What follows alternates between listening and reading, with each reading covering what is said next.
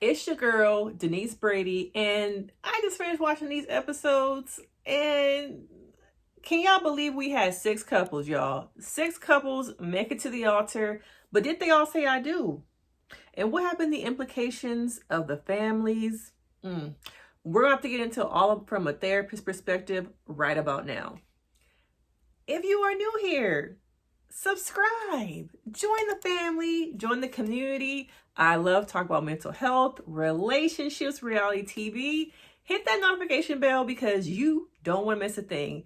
Now, okay, I'm primarily going to focus on the couples who have something to talk about. Now, we had 6 couples, but all of them were not in a place where I feel like talking about them, okay? Okay. But starting from these, last couple episodes, we get to the altar, okay? And we see how emotional intelligence, these couples really were focused on the foundation of not just now, not just this TV show, but life once these cameras go away, okay? I'm in this for marriage, not for fame, not for influencing, not from what this show can bring me once them cameras disappear. I want to know, through those hard times, are you going to be here? Through thick and thin, through the unexpected curveballs of life, my highs, my lows, richer, poor, where you going to be at? Okay? And some of the couples recognize this ain't for me. Okay, but I was quite shocked. I'm like, wow, have we ever in the history of Love is Blind seen 6 couples make it to these last episodes? The last couple, we saw, 3 in the US version, sometimes maybe even 2. So it shows a lot about this franchise, casting, and how they got to a point where, wow, 6 couples made it to the end. Okay, now who we gonna start with? Y'all know, sis came prepared. I got my notebook. I don't want to miss no names, okay? I'm growing here, okay?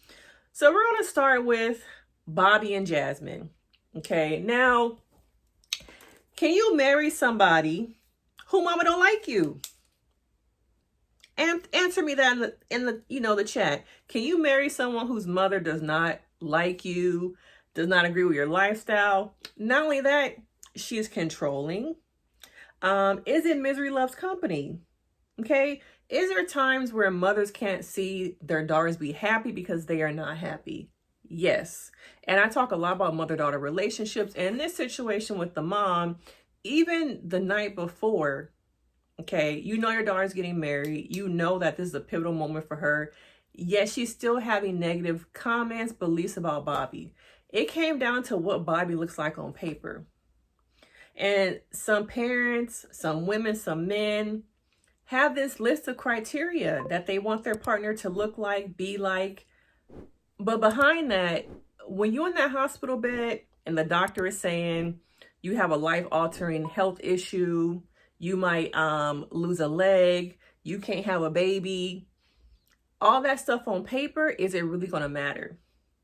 What matters is that I know at my lowest low, that person is going to be right there holding my hand. The times when I feel like I can't take on the world, I can take a back seat and my partner is going to ride for me. But too many people are focused on, he got to be 6'9", he got to make 6 figures, he got to buy me out, he got to fly me out. Can he buy me a bag? He can buy you all those things, but when the money gone, what you going to have? The day he lose his job, the day that company go under, is he going to be by your side? You going to be by his side? And is the mama going to be flapping? It's really hard to go into a marriage where the mother does not like you. That is setting the tone, the foundation for the rest of your marriage, that mouth. And I think that the mother is not happy in her own life. She has her own trauma to work through that she is projecting onto her daughter. A lot of mothers, I feel like, are jealous of their daughters because their daughters have been able to do things, accomplish things that they cannot, that they have not. And so instead of propelling and pushing daughters to do better, celebrating, it's the, oh, you got there because of me. You see that dynamic?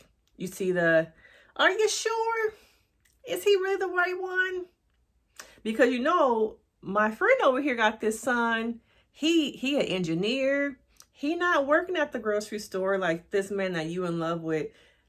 Gina's son over here got a house. He got a car. Are you sure you don't want me to hook you up with Gina's son? Not recognizing the needs and the things that my daughter wants from me, or actually is trying to get for herself, instead of, I think this is better for you over here. Like, look at him on paper. And then the daughter sometimes chooses to do what her mom wants and can never get under that thumb that the mother has her under. But fortunately, Jasmine made a decision for herself and said, yes, Bobby is her future. Bobby's the person I want to be with. Now, of course, I am curious to see what it's like after the cameras. Is it honeymoons and butterflies, bunny rabbits? Is it all of that? Because once again, people get to the altar, but what happens after that when real life sets in and the cameras are gone? Is your relationship thriving? Is this the same person? Because we have to remember that this all happens within 4 weeks, 8 weeks of really knowing somebody. So I'm curious to see if we'll get a reunion and see what happens after that. But can you really get past a mother-in-law who don't like you? Okay. And as a woman, as a daughter, can you choose yourself and work through sometimes the guilt, the shame of choosing something your mother doesn't agree with? Because a lot of people are flooded with all that, but she's my mother. I don't want to disappoint her. If I choose myself, that's selfish. It's not. It's not selfish to choose yourself, to choose a life that's for you, not for your family, not for your mom. But it was good to see them get married. You could tell Bobby was he couldn't hold the yes. He was ready to just rip it out and say, yes, I do. This is my queen. And Jasmine, they got to make it a little bit of drama. So it was dramatized. Is she really going to say yes? I was not shocked that they were going to get married. I was a little bit shocked that the mom was actually present because she seemed to disagree so much with Bobby that I'm shocked but not shocked at the same time, because she seems like a mother who wants the attention and cares too much about what other people think. So if she didn't show up, I think she would care too much. So I'm not really surprised about that. So let me check off my list. Okay, Bobby and Jasmine. Steve and Sabrina. Are we surprised? I'm not surprised they said yes. Now, my concern that I said last time also, where they going to live at? It has not been determined if they're going to live in London. She's saying they're going to live in Belfast. Where they living at today, I'm wondering. Okay? Because that's a big thing. Like, she has her support system where she is in Belfast. He's in London. And when they came together, it sounded like it still was undecided where they really going to be. And that's a big deal, to leave your life, whether on this side, that side, give it up for the other person. And some people's eyes might feel like start all over. So I'm curious to see, will they really be able to make it? Their love seems to be very genuine, very organic. They get one another. But let's see as things kind of unravel. Okay, checking them off. Freddie and Catherine. I was like, baby boo, Freddie, you better say no. You better say no. This ain't the one for you, okay? Woo! He said no. See, the thing for me about Freddie is that throughout this season, his light dimmed. Did people notice that? He came out the gate funny, having this bright light shine on him, jovial, really into it. But then as the episodes, came out and him and Catherine's relationship developed, the light just went out. Even when he was standing up there, I don't remember seeing him ever smile. Even while they were getting ready in the last episodes for them to try on the outfits, the suits, his light had been dimmed. And I hope that this show did not traumatize him to the point where it changes his personality or who he is as a person, the dynamic that we've seen with him and Catherine. Because once again, we see things on camera, but what's it giving in between those scenes? Because to me, he seemed to kind of just go inward. Okay, water himself down. We talk a lot about women watering their self down for their men, but men do it also. And Catherine actually admitted in these episodes that she has a lot of trauma from being adopted. Okay, who am I? Why did my birth mother give me away? Once again, that mother-daughter dynamic comes up, the trauma of that, and her trying to find herself and maybe chameleon herself, become a chameleon to different situations because she doesn't have a true sense of who she is.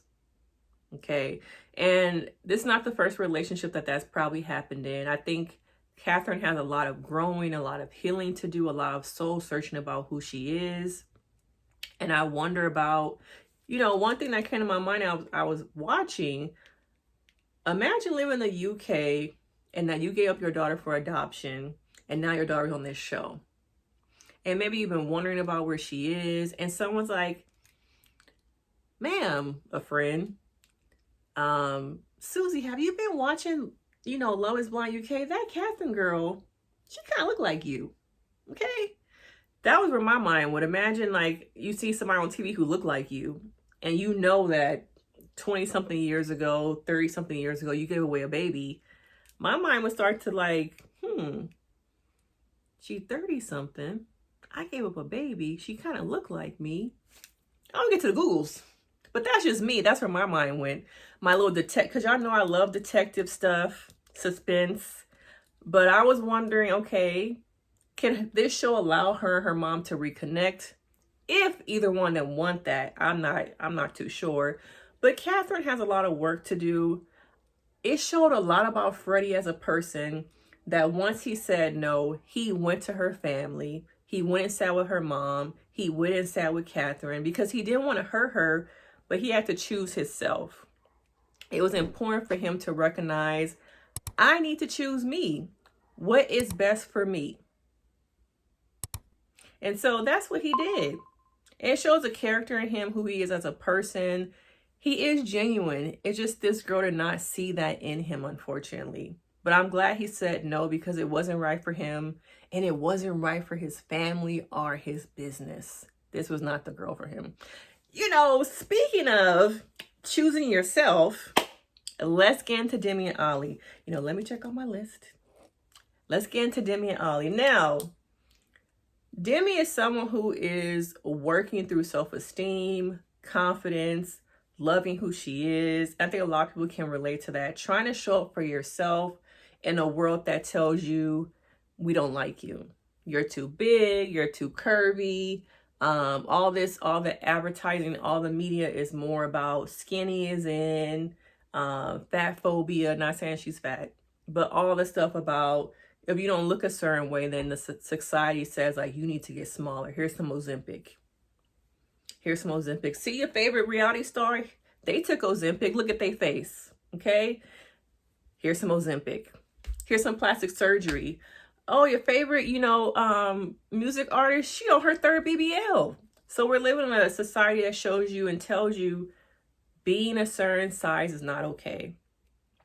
So watching them get to the altar, I thought, they were both in a place where they were questioning. It was interesting to hear her say that there was a time and period where they stopped talking. I didn't really hear that come up in the other episodes. I want to know more about the distance in between them. Was it a thing that they discussed together? Did it just happen? Because I need to know more. What happened there? And a lot of people were saying that he wasn't really into her. It was all just like for looks. Sorry, but I guess I fell for it because I thought that after the last couple episodes, things got better. But I guess they didn't. Okay? And so Demi has her doubts. They get to the altar. Suspenseful music. Demi goes first. And she says no. And he's like, wait, what?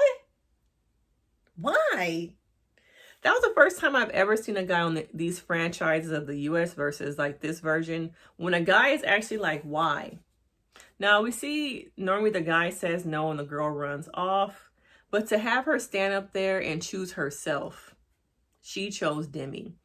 And we talk about men using this experience to better themselves, heal from things, but Demi did that.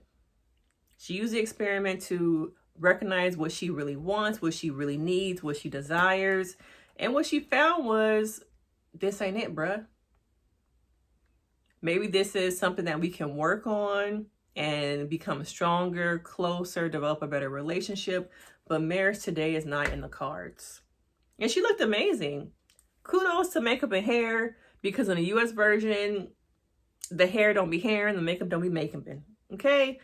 But I'm glad she chose herself.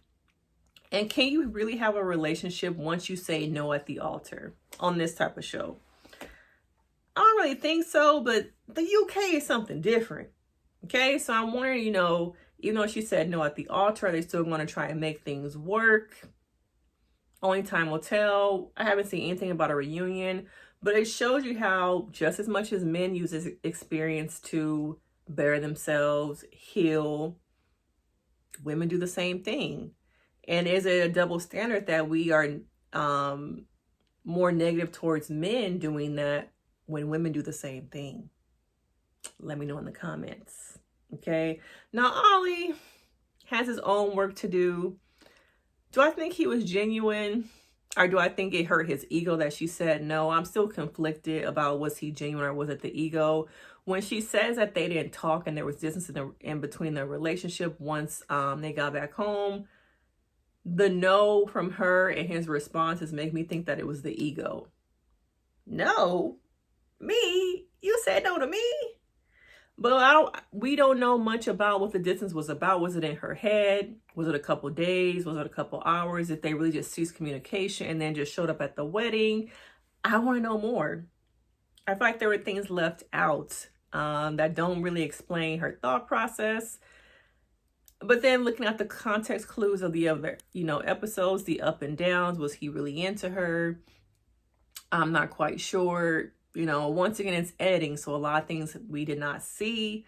But I'm glad she chose herself. It shows women, choose you, baby boo. It's okay to choose yourself. It's okay to walk away from things not serving you.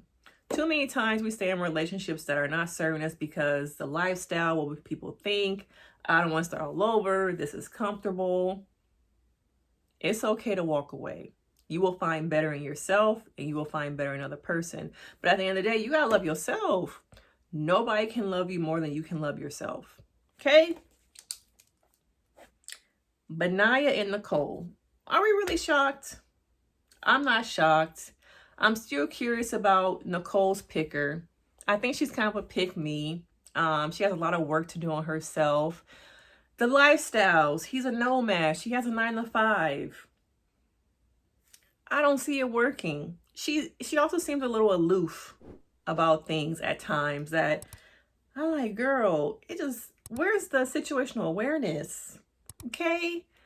But watching them at the altar was not surprising. They dress very well. I wish they had did more to Nicole's hair. She has a lot of hair. Not that it matters if it's her real hair, but I think there could have been more done with that. But they look very well put together. Not surprised they both said yes. It was going that way. But what's it going to give when the cameras are gone? Okay, what's it going to give? Now, the last couple, I didn't write down their name. John? Okay, they were never going to work.